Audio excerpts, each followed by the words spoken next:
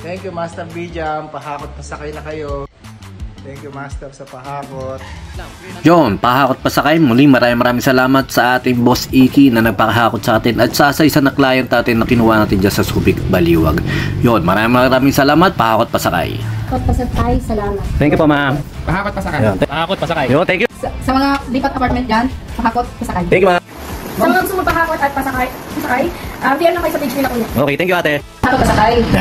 Legit, pag gusto nyo magpahakot, message nyo na sa kuya. Yon, thank you, ma'am. Sa mga naglilipat bahay dyan, pahakot pasakay. Yon, thank you po, nana. Pahakot pasakay na po kayo, sir. Yeah, thank you.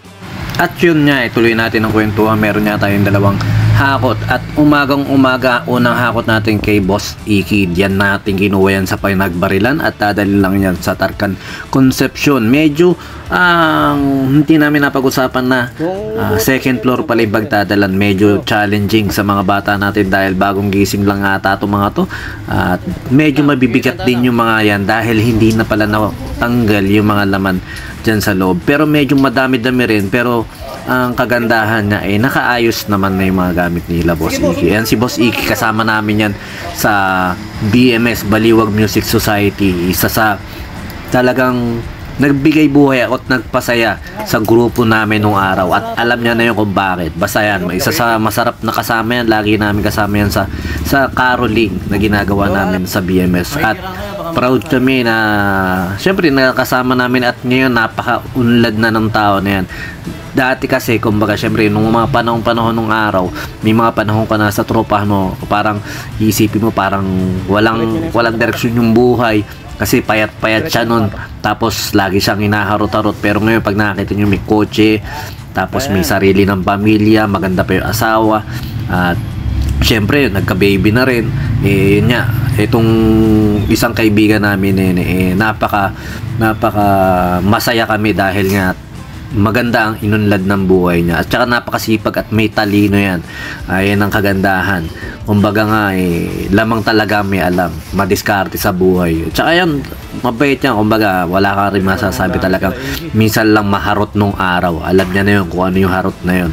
At ito nga, medyo marami-rami rin yung gamit ng ating kaibigan. At yan, nami-miss din namin kasama yan. Nila paring Moncha. Siyempre, shoutout sila paring Moncha, kila paring SJ, sa banda ng wala, at saka syempre kay parin Dante, yan ang mga nakakasama namin nung araw. At sa lahat ng BMS na Baliwag Music Society, ang kagandahan naman at nakakasalamuha pa rin natin sila. At saka pagkatapos nga nung isang mabilis, kumain muna kami at medyo crush na itong mga kasama ko yung nagtitinda dyan. Hindi yung si Manang, basta yung ano dyan. Ayun, pagkatapos nun, pupunta na kami rito sa isang client namin. Kukunin naman namin yung gamit niyan sa Subic, Baliwag, dadali namin sa Pinagbarilan. Kanina, Pinagbarilan yung kinuha na namin gamit, tapos dadali namin dun sa may Tarcan Concepcion. Ngayon naman, kinuha namin yung gamit niyan sa Subic, Baliwag, tapos dadali naman namin sa Pinagbarilan, sa may Carmachu, ang tawag doon, basta ganun. At karaniwan naman nagpapasend tayo ng mga gamit na inahakot natin. Pero ayun nga nangyari minsan, hindi na i-detail sa atin, lalo na pag busy yung mga kausap natin. Ito kasing mga cabinet ito, pinasukat ko kaso hindi na sabi na 7 feet pala, 6 feet lang halos yung ano. Kaya ganyan ang nangyari. Pinahiga, pero ginawa natin ang paraan niyan para kahit paano maraming magkasya. At ang usapan lang namin kung ano yung na-send nila, ma'am. Pero dahil nga kakilala pala ako nung kapatid ni ma'am na kasama rin natin sa industriya sa musika. Sige ka ako, lahat na lang ng kako ng pwede nyong ikarga nyo na. At dapat truck at driver lang yan talaga, hindi kami tutulong. Kumbaga, hindi kami magbubuhat na ganyan kasi nga may marami raw sila mga tagabuhat. Pero yung mga kasama natin, nakita nyo yan, mga buwis buhay umaakit sa bubong para lang maibaba yung mga bagay na ganyan. Basta ganyan lang, syempre pakikisama rin dahil nga kakilala rin naman natin. Pero syempre dapat na mas mag-effort tayo sa mga hindi natin kakilala. Pero iba talaga syempre pa rin pagkakilala ka ng mga nagiging client mo. Yun. At malaking pasalamat din natin dahil sila yung tayo kinukuha nila. Nag-message sa akin yan, nag-reply ako dun sa kaanuhan natin na singer. Ang nangyari, hindi pala nag-send, siguro no, hindi ko na na-follow up. malamang lasing ako noon nung nag-reply ako. Kaya hindi ko na napansin. At yan, isang mabilisan lang yan. Medyo talagang mabibigat lang at malalaki. Kasi 3 rep yan, hindi ko na na-video sa inyo. 3 rep yung nasa loob, tapos isang washing na napakabigat. At ito na, isang mabilisang kami, dadali na namin yung sa Carmucho Pinagbarilan. At isang mabilisang babaan lang to, nakita nyo. At kahit na malaki yung cabinet, ginawa namin ng paraan dahil natututunan na nga rin namin yung mga kamakamada sa ganyan. Talagang siniksik namin yan kahit na medyo talagang overload na siguro yung bigat. Gusto lang natin makarami at makatulong sa client natin na madami ng madala. Kasi marami talagang gamit sila, ma'am. At nakatatlong balik na yata sila kahapon, pero tora-tora yung dala. Kaya ngayon, napag-isipan na nga nila na rumenta para kahit paano mabilis, at napakadami talaga mabibigat ang ibinilagay sa atin. Yun, siksik yun, yung box na yun, talagang napaka-solid nun, napakabigat nun.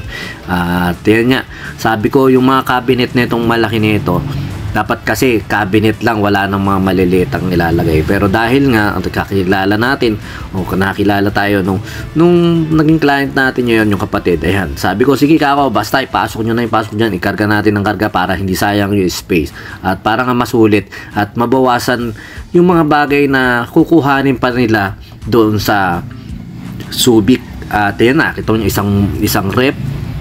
Tapos may isa pa dyan, may isa pang washing dyan. Ewan ko na ibaba na, isang mabilis lang yata yun. Basta yun, sa mga client po namin, muli kami po ay humingi sa inyo ng pangunawa pag nagpasend po kami ng picture na lahat ng ipapahakot. Nawa ay ma-send nyo po sa amin. At para matansya po natin kung kasya po ba siya sa isang balik o kasya po siya na maiingatan natin yung gamit nyo. Kasi merong kasya nga, kaso nga lang magkakadurug-durug yung gamit nyo, mahirap naman po yun, diba? Ayun lang, sumayin nyo ang kapayapaan. Peace be with you. God bless.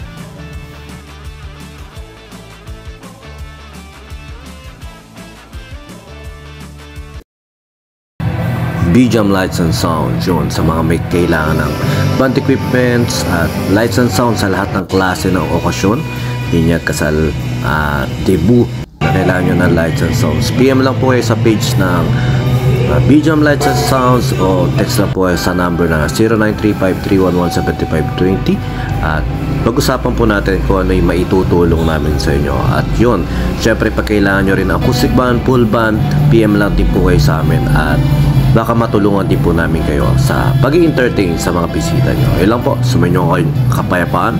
Peace be with you. God bless.